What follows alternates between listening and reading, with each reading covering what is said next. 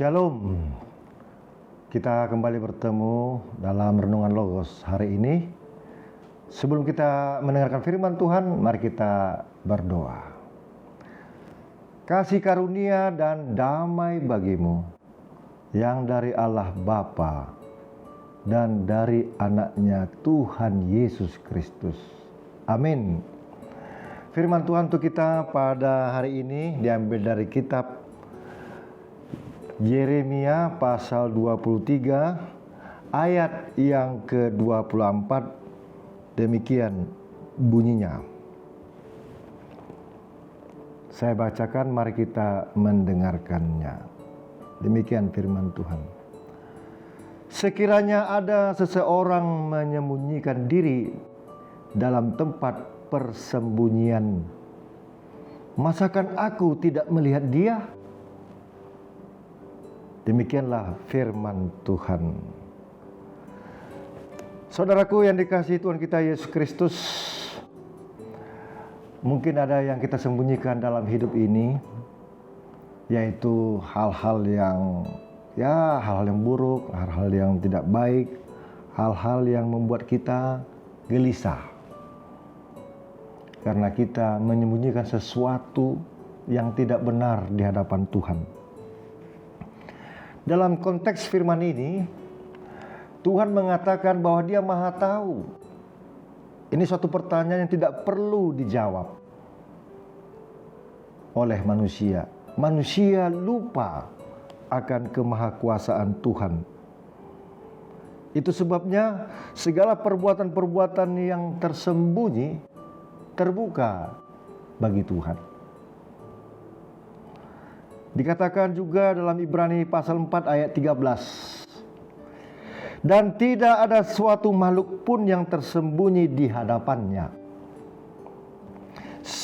Sebab segala sesuatu telanjang dan terbuka di depan mata Dia, yang kepadanya kita harus memberikan pertanggungan jawab.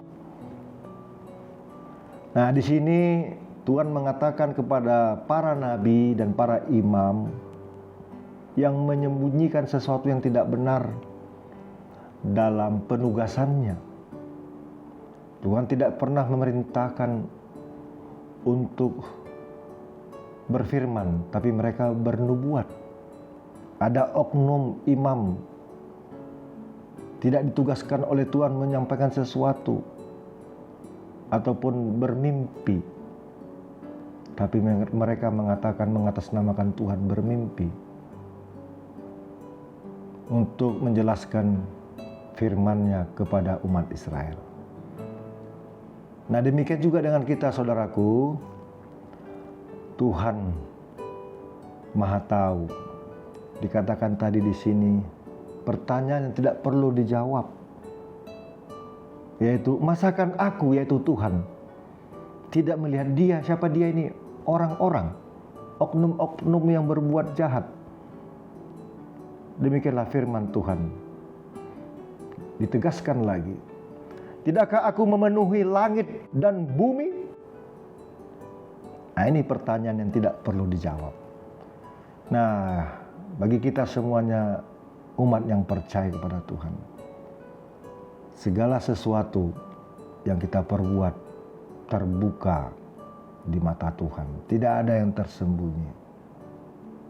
Tidak ada yang rahasia bagi Tuhan. Pastikan kita ingat dan jangan melupakan bahwa segala perbuatan kita hendaknya seturut dan berkenan di hati Tuhan. Coba kita perhatikan di negara kita ini. Ada kejadian tahun 2015 yang disembunyikan suatu oleh jaringan oknum, dan pada tahun ini terbuka dan terbongkar. Ya, kita tahu kisah terbongkarnya korupsi 217 triliun dalam pertambangan, usaha pertambangan. Nah, ini sekarang lagi diproses. Alam semesta ini juga pun tidak bisa disembunyikan. Yang dikeruk untuk hal-hal yang baik, untuk bermanfaat bagi umat manusia atau satu negara. namun diselewengkan. Pada waktunya Tuhan akan membukakan, membongkar ini semuanya. Bukankah kita menjadi takut akan hal ini? Kalau kita mengasihi Tuhan, kita mengasihi Tuhan dan takut akan Dia. Takut dalam arti hormat. Apapun profesi kita, baik sebagai kami pendeta, pelayan, rohaniawan, wira swasta, dan lain sebagainya. Mari kita pastikan hidup ini tidak ada yang tersembunyi. Tiap-tiap orang diminta pertanggungjawaban. Seperti yang saya katakan tadi dalam Ibrani pasal 4 ayat 13. Dan tidak ada suatu makhluk pun yang tersembunyi di hadapannya. Sebab segala sesuatu telanjang dan terbuka di depan mata Dia, yaitu Tuhan. Yang kepadanya kita harus memberikan pertanggungan jawab. Amin. Amin. Marilah kita bersama-sama menjalani hidup ini bersama Tuhan, dalam terang Tuhan. Dan marilah kita terbuka melakukan sesuatu yang baik dan jauhkan hal-hal perbuatan buruk yang jahat yang tersembunyi, supaya kita hidup berkenan di hati Tuhan. Amin. Kita berdoa. Bapa kami yang di sorga, kami bersyukur hari ini, bersukacita menikmati hari baru. Tiap-tiap kali kami menjalani hidup ini, kami sangat membutuhkan terang Tuhan, penyertaan Tuhan, pertolongan Tuhan dalam aktivitas pekerjaan kami masing-masing.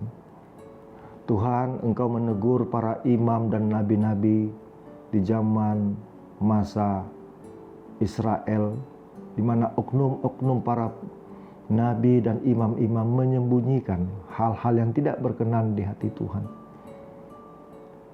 Lalu Tuhan mengatasi bahwa Tuhanlah menjadi sang gembala dan murka Tuhan terjadi bagi mereka.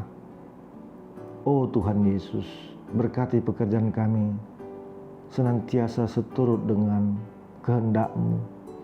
Jauhkan dari kami Tuhan godaan iblis yang bisa merusak masa depan kami. Dan perbuatan jahat yang kami lakukan pasti sia-sia, karena semua terbuka di mata Tuhan. Dan kami tidak bisa menyembunyikan satu butir pasir pun kesalahan atau kejahatan yang kami lakukan. Tuhan, kami mohon ampun jikalau kami melakukan kejahatan. Hapuskan Tuhan.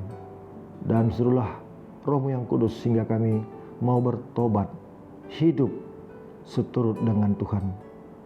Hidup bagi kami adalah Tuhan, dan mati adalah untuk Tuhan. Terima kasih Bapa, berkati pekerjaan kami masing-masing agar menjadi berbuah dan kami dapat menikmatinya dalam sukacita Tuhan. Ampuni kami Tuhan dari segala dosa dan kesalahan kami, dalam nama Tuhan Yesus Kristus yang Maha Tahu. Dalam kehidupan kami berdoa dan mengucap syukur. Amin. Shalom.